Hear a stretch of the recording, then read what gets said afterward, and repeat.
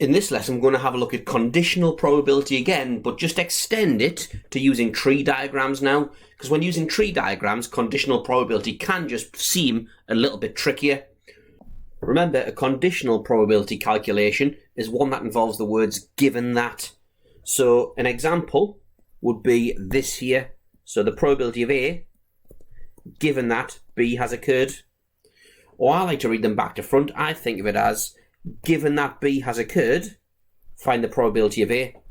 Now there is a formula for calculating such probabilities in the formula booklet. It's the probability of A and B occurring over the probability of B.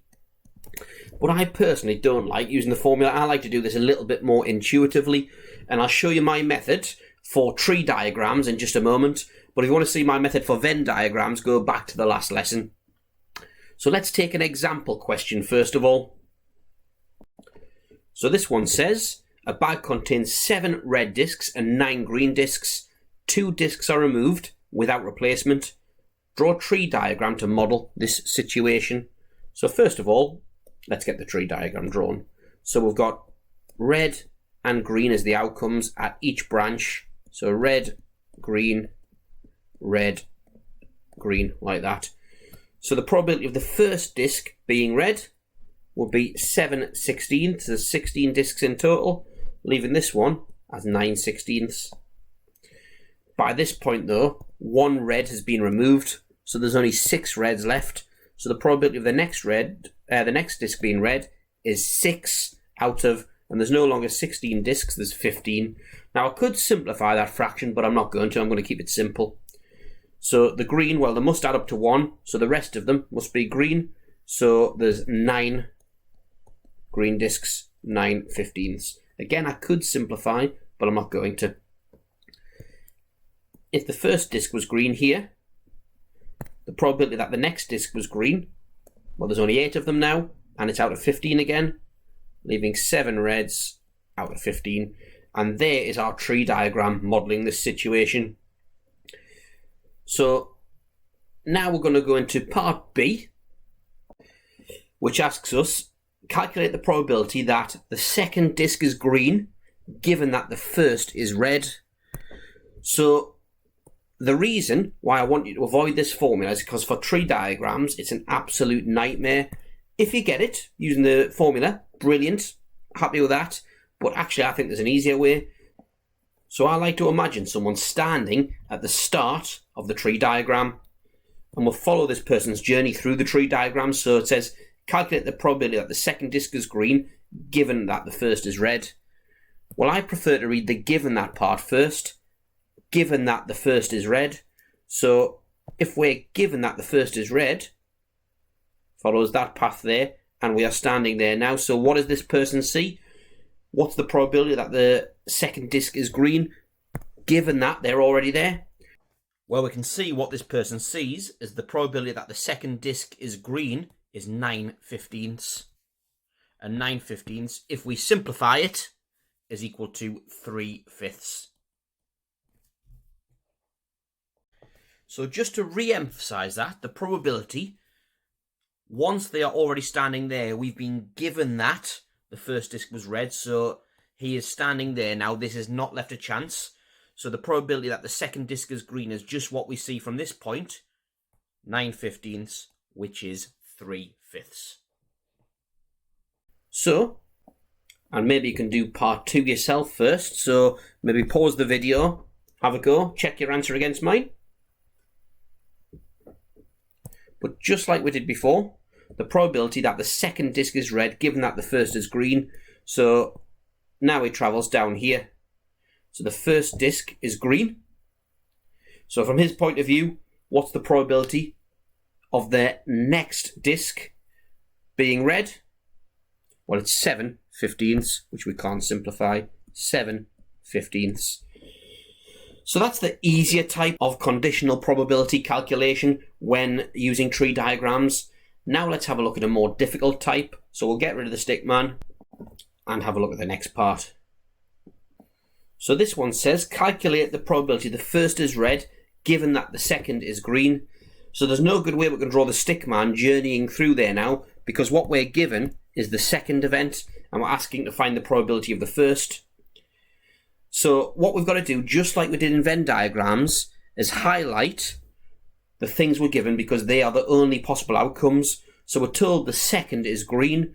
So the only journeys through the tree diagram that could have happened are this one here, where the second is green, or this one here, where the second is green. We're discounting anyone that has a red as a second outcome because we're given that the second is green. So the denominator, the only events we're allowed, probabilities no longer add up to 1 in this situation because we've narrowed it down to those two outcomes. So basically, the denominator is going to be those two outcomes there. Red, then green, RG, then green, then green. And the desired outcome, it says the probability the first is red, given the second is green. The first is red. So it's going to be this one here.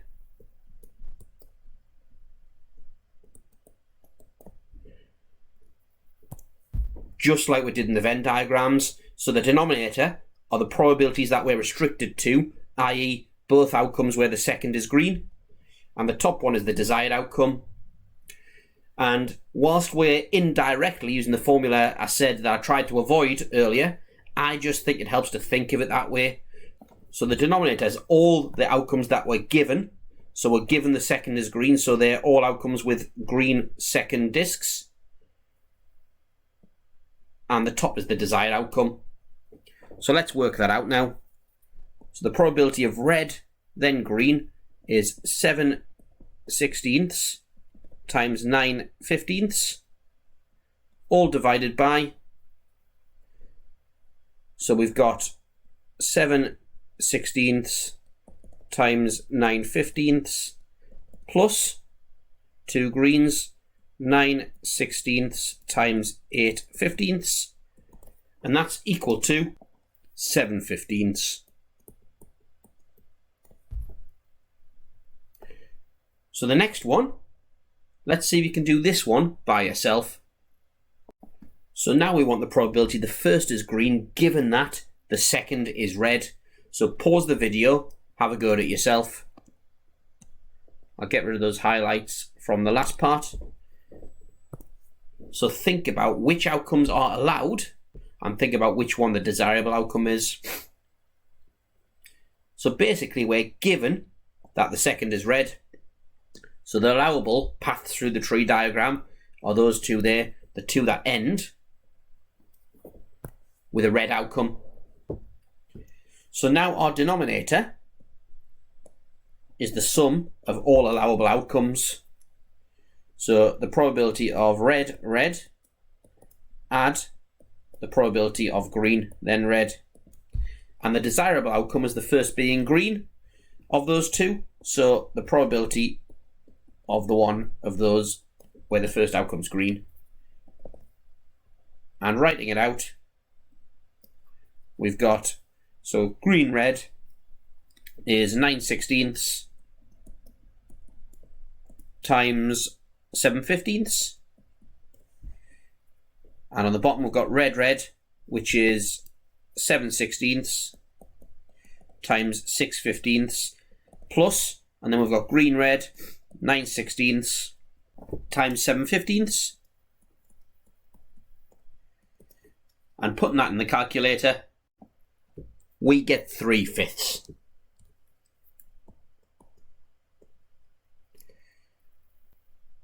And one more for you to have a go at.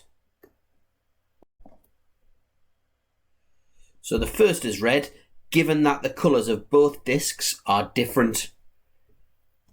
So I'll get rid of my yellow lines here. You should pause the video, have a go yourself, then check your answer against mine. So we're given that the colours of both discs are different, so the only valid paths through the tree diagram are ones with different coloured discs. So that one there, and this one here. So the denominator this time is the probability of red, green, plus the probability of green, red. They're the only allowable outcomes, so everything's out of that.